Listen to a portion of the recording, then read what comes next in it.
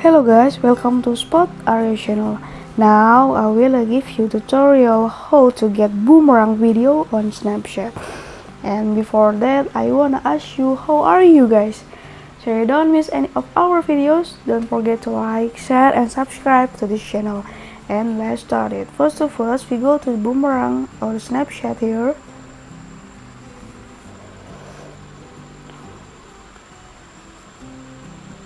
After that, you can to take video is very slowly.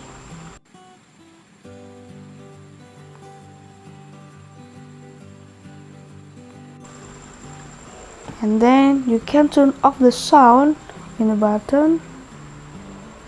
And boomerang is all ready to post your story with click the story here.